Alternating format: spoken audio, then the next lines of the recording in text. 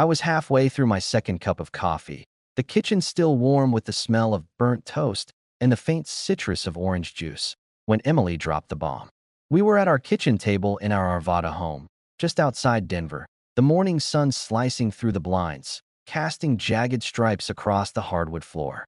She was scrolling on her phone, her thumb flicking lazily, when she said, calm as if she was talking about the Broncos game, "I think you should cut back on visiting your parents. There, I don't know, not great for you." Her voice was light, but there was a needle in it, sharp and deliberate. I set my mug down, the ceramic clinking hard against the coaster. "Not great," I said, my tone steady but with an edge. "What?" "Like teaching me to know my worth and not swallow every line someone tosses at me." I leaned back in my chair, crossing my arms, staring at her across the table cluttered with cereal bowls and a half-eaten bagel. She rolled her eyes, that half-smirk she pulls when she thinks I'm missing the point. "No, Jake, it's just you come back from their place all tense. Prickly, like you're spoiling for a fight." She put her phone down, her eyes narrowing. "Like last week, when you got all huffy about me asking you to pick up milk on your way home. Or when you went on about work-life balance after your mom's lecture. It's like she's running your brain." I laughed, short and dry, the sound cutting through the quiet kitchen. "Huffy? You mean when I pointed out you could have texted me before I was halfway home from a 12-hour shift? And let's get this straight. You're not mad about me being tense. You're mad because my parents remind me I don't have to jump through hoops to prove I'm worth something." I kept my voice calm, but I let the words land like bricks. "You're not my boss. If you're testing me to see if I'll ditch my family to make you feel better, you're gonna lose that bet." Her smirk vanished, replaced by a scowl. "Wow, Jake, really? I'm your wife. I'm supposed to be the one you listen to, not your mom telling you how to be a man every other weekend." She air quoted that last part, her fingers slicing the air like she was cutting me down. "You act like I'm trying to control you when I just want us to be a team." I leaned forward, my elbows on the table, my voice low and steady. "A team doesn't work when one person's trying to call all the shots. You think this is about who I listen to? It's about you thinking you can pick and choose what parts of me you're okay with. My parents raised me. They're not some hobby I drop because you don't like them." I paused, letting that sink in. "And if you're calling my mom's advice a problem, like telling me to stand up for myself at work or not let people walk over me, you're calling me a problem. You sure you want to go there?" Her face flushed, her mouth opening, then closing. "You're twisting this," she said, her voice sharp with irritation. "I'm just saying you're different after you see them. Defensive. Like I'm the bad guy for wanting my husband to act normal." "Normal?" I raised an eyebrow, my tone dripping with sarcasm. "You mean like nodding along to everything you say? Like pretending it's fine when you roll your eyes every time I mention my dad's Mustang?" "Nah, If I'm defensive, maybe it's because I'm tired of you treating my family like a punching bag." I stood up, grabbed my plate, and headed to the sink, the scrape of ceramic against the counter loud in the silence. Her eyes burned into my back, but I didn't turn around. "She wants to play this like a test? Fine. I'm not failing it." She pushed her chair back, the legs scraping the floor. "You're so dramatic," she snapped, her voice rising. "All I'm saying is maybe spend a little less time with them and more with me. Is that so much to ask?" I turned, leaning against the counter, my voice cold but calm. "You want more time? I'm right here. But you don't get to decide who I am or who I care about. Keep pushing that line, and you'll see what happens." I walked out of the kitchen, leaving her staring after me. She wants to draw a line in the sand? I'll show her where mine is. That was Monday. By Thursday, I was planning to head to my dad's place in Boulder to help him with his garage. He'd been working on a '67 Mustang forever, and we were close to getting the engine running smooth. I told Emily over dinner, take out from that Thai place on Wadsworth, because neither of us felt like cooking. "I'll be at Dad's Saturday," I said, scooping pad thai onto my plate. "Probably all day. You cool with that?" She shrugged, poking at her food with a fork. "Sure. Whatever." Her voice was flat, but I caught the flicker of annoyance in her eyes. I didn't push it. If she's got a problem, she can say it. I'm not her mind reader. Friday night, I got a text while I was at the hardware store picking up spark plugs for Dad. "Emily. Hey, I forgot to tell you, I made plans for us tomorrow. Dinner with my boss and his wife at that new place in Lodo. 6 p.m., you're free, right?" I stared at the screen, my jaw tight. She knew I was going to Boulder. This wasn't a mix-up. I called her, keeping my voice even. I'm going to my dad's tomorrow. I told you last night. She sighed, loud and dramatic. Jake, it's one dinner. You see your parents every other weekend. Can't you skip one day? My boss really wants to meet you. Her tone was sweet, but it was the kind of sweet that hides a hook. I gripped the phone, standing in the aisle surrounded by shelves of bolts and wrenches. No, I said, my voice flat. I told you I'm helping my dad. You don't get to cancel my plans because you decided something's more important. You want to go to dinner, go. But I'm not bailing on my dad.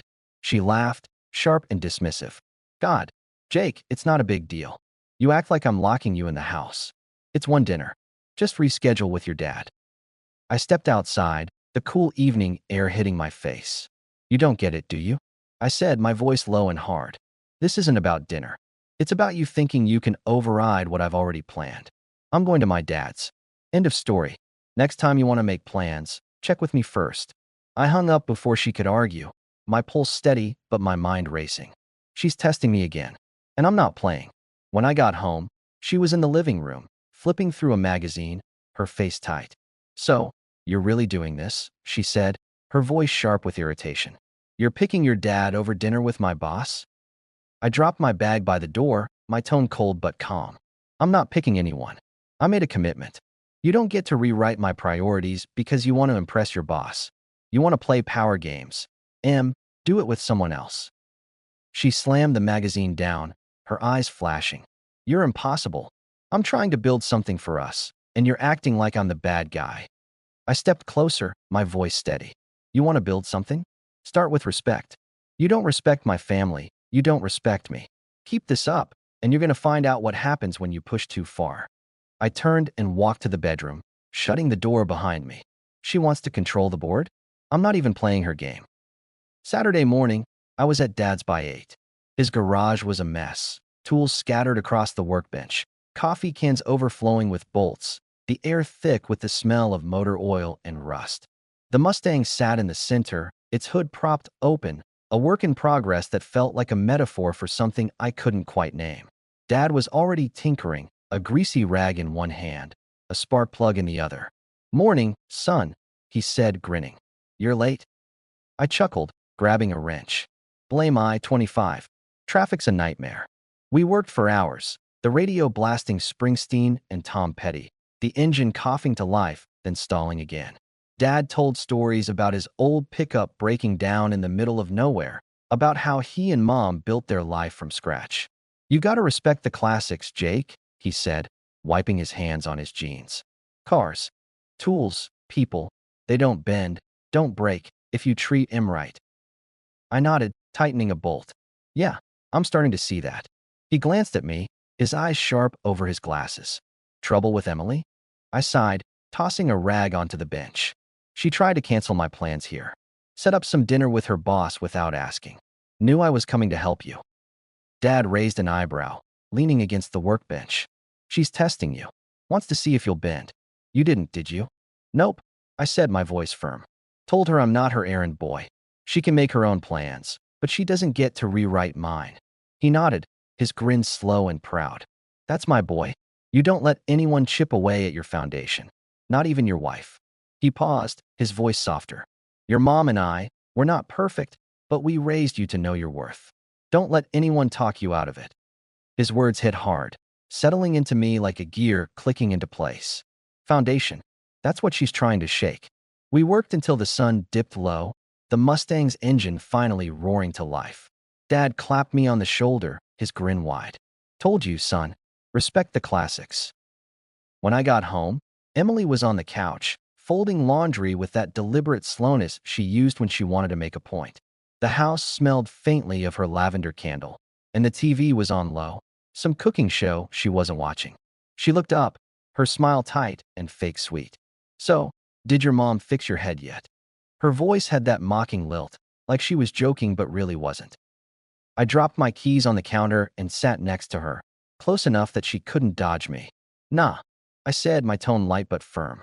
She just reminded me I'm a grown-ass man. And if my wife thinks she can tell me who I can see, that's not a marriage. That's a leash. Her smile vanished. You're blowing this out of proportion, she said, snapping a towel as she folded it. I'm just saying you act different after you're with them. Defensive, like I'm the enemy. I leaned forward, elbows on my knees, looking her dead in the eyes. If you think my parents are the problem, you're saying I'm the problem. Because they're part of me. You don't get to cherry pick what you like about your husband. And you don't get to pull stunts like that dinner thing and act like it's no big deal. She opened her mouth, then closed it, her fingers tightening on the towel. You're so stubborn, she muttered, her voice low but sharp. I'm trying to make things work, and you're acting like I'm out to get you. I smirked, my tone dry. Make things work? You mean make things work your way? I'm not your project, Em. You want a team, start acting like my partner, not my manager. I stood up, grabbing a soda from the fridge. She heard me. Let's see if it sticks. A couple weeks later, we were at her friend Sarah's barbecue in Aurora. The backyard was packed, string lights twinkling over a long picnic table, the air thick with the smell of grilled burgers, charcoal, and fresh-cut grass. Sarah's friends were the usual crowd, loud, opinionated, passing around pitchers of homemade lemonade and artisanal hot dog buns like they were auditioning for a food blog. Emily and I were at the end of the table, chatting with Sarah and her friend Lisa, a marketing rep with a laugh like a car alarm. The conversation turned to summer plans. I mentioned wanting to take a road trip, maybe hit the Pacific Coast Highway, but stop by my parents' place in Boulder for a couple days. Emily snorted, loud enough that heads turned. Of course, she said, her voice dripping with sarcasm, her eyes flicking to Lisa for a reaction. Can't go a month without your mom's pep talks, can you? You'll get withdrawal. The table erupted in laughter, Lisa's cackle cutting through like a chainsaw. Emily's smile was smug, like she'd scored a point in front of her audience. I caught the way she leaned toward Lisa, her posture screaming, look at me, I'm in charge. She's not doing this to hurt me. She's doing it to look big. I set my glass down, the clink loud in the sudden quiet, and looked straight at her, my voice calm but sharp. When someone mocks you for loving your family, that's not a joke. That's a red flag. And if you think my mom's a problem because she's got a spine, maybe you're just mad you can't rewrite mine. The laughter died. Sarah coughed into her drink, her eyes darting between us. Lisa's grin froze, and she tried to recover, her voice too loud. Wait, Jake, you're actually close with your parents? Like, you want to hang out with them? Her tone was half teasing, half genuine, like she was trying to keep the table on her side. I turned to her, my smile sharp as a blade. Yeah, Lisa. Crazy concept, right? Liking the people who raised me. Maybe if you called your folks once in a while, you'd get why it's not a punchline. The table chuckled again, but this time it wasn't at me.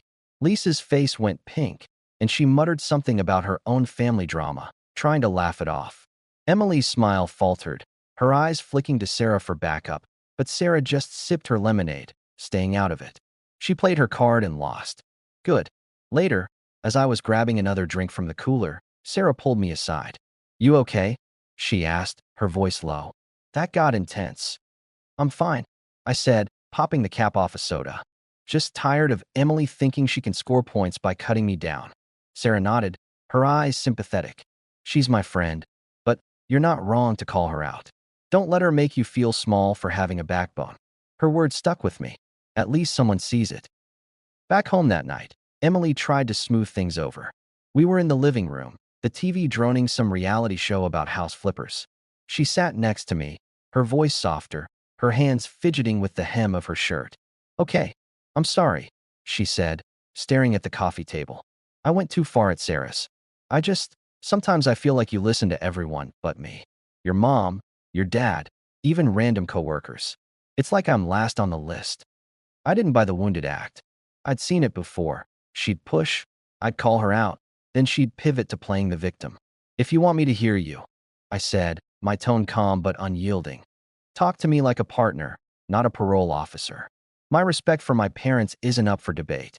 Neither is my self-respect. And when you pull stunts like that in front of your friends, trying to look like the boss, you're not just disrespecting me. You're embarrassing yourself.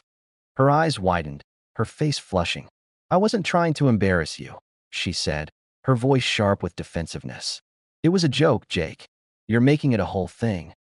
I leaned forward, my voice cold but steady. It's a whole thing because you keep making it one.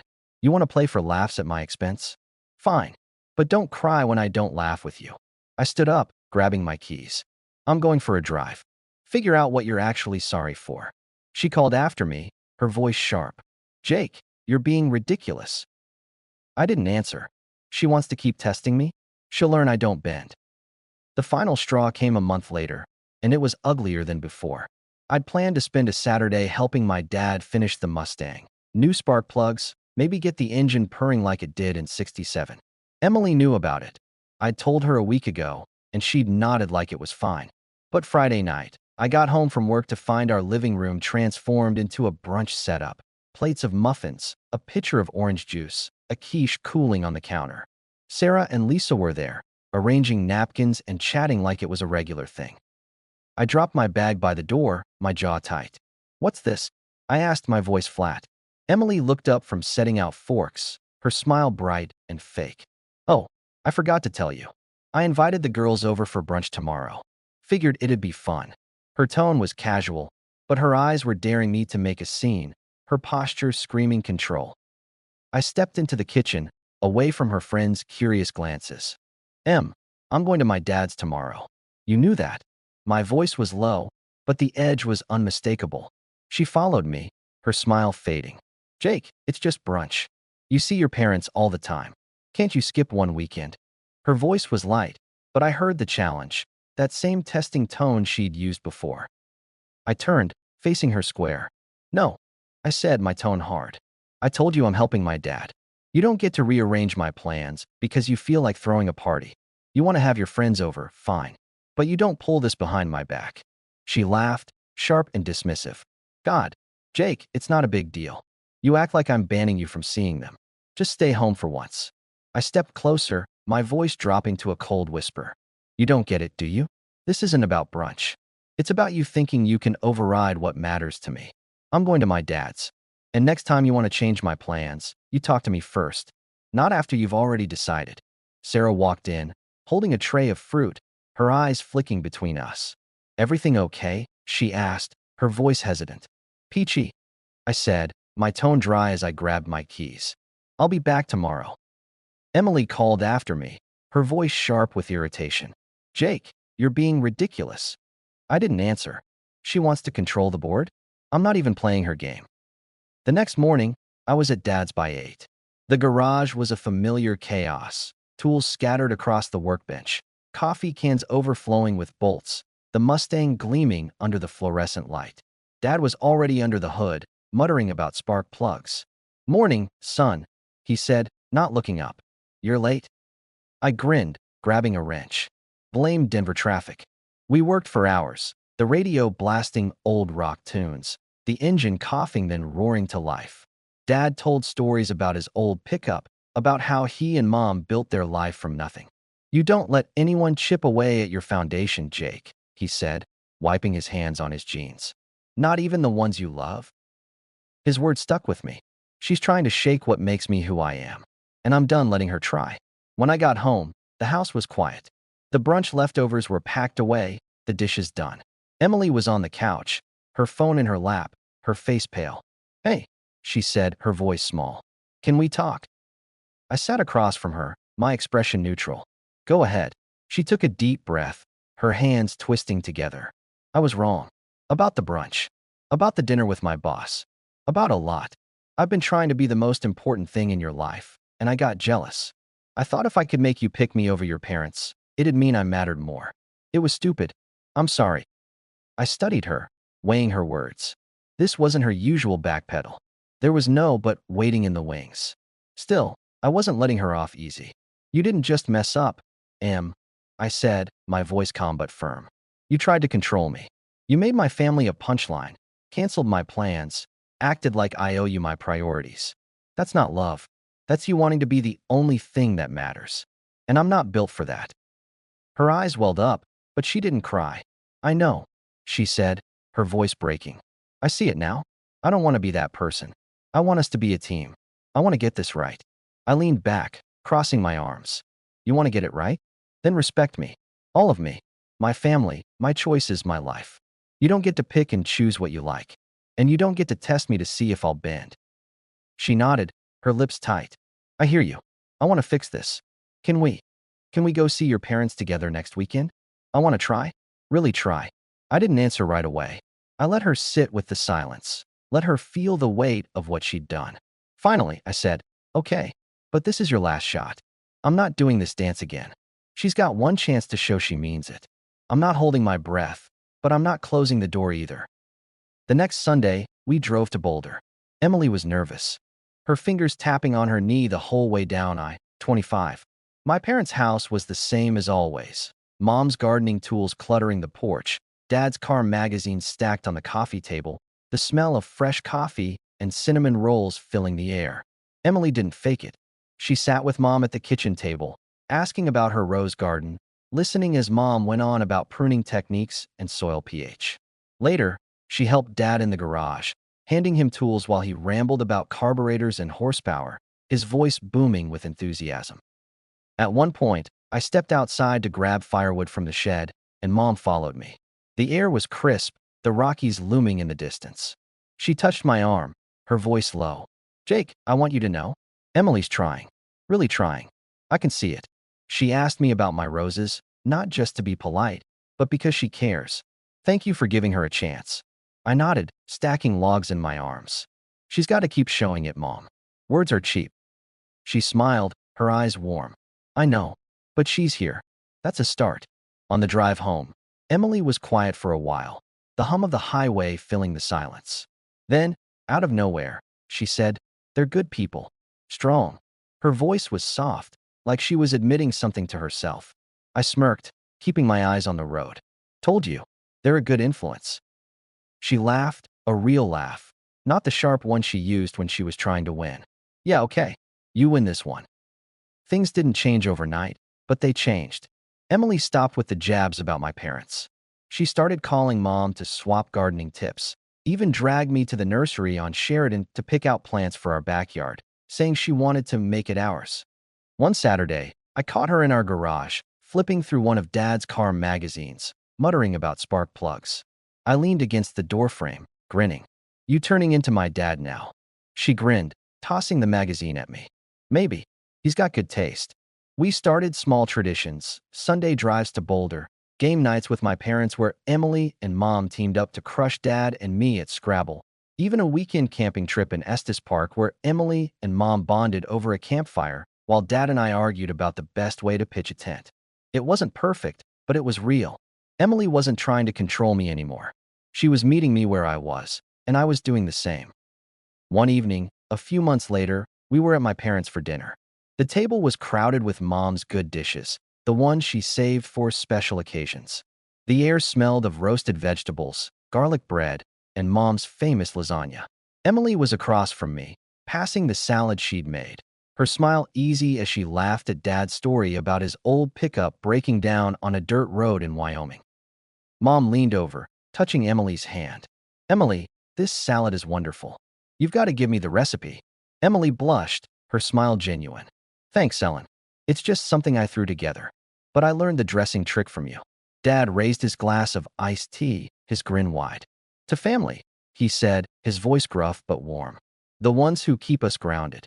Emily clinked her glass against his, her eyes meeting mine. To family, she said, her voice steady. I raised my glass, nodding. To good influences. Later, as we helped clear the table, Mom pulled Emily aside. I caught snippets of their conversation, Mom's voice soft, saying, I see how hard you're trying, Emily. It means a lot to us. To Jake. Emily nodded, her eyes bright, and I felt something settle in me. She's not just saying it. She's showing it. And that's enough. The next few months were steady. Emily didn't just show up to family dinners. She planned them. She'd call Mom to coordinate recipes, even convinced Dad to try her grilled chicken recipe, which he grudgingly admitted was not bad for a city girl. We started hosting game nights at our place, the living room filled with laughter and the clatter of dice. One night, Emily and Mom spent an hour in our backyard, planting bulbs for spring, their hands covered in dirt, their voices carrying through the open window. One Sunday, we were back at my parents' for another dinner. The table was a mess of dishes, Mom's pot roast, Emily's green bean casserole, Dad's slightly burnt dinner rolls. The room was warm, the Rockies glowing pink in the distance as the sun set. Emily was telling a story about her latest gardening disaster, a rosebush that refused to bloom, her hands animated, her laugh filling the space. Mom was laughing so hard she had to wipe her eyes, and Dad was shaking his head, muttering about city folks and their plants. I leaned back in my chair, watching them. This is what it's supposed to feel like. No tests, no games, just people who respect each other. Emily caught my eye across the table and smiled, not the tight smile she used to wear, but something real, something honest. Dad raised his glass again, his voice gruff but warm. To good influences, he said, winking at me. I raised my glass, my eyes on Emily. To us, I said, my voice steady. She clinked her glass against mine, her smile softening. To us, she said, quiet but sure.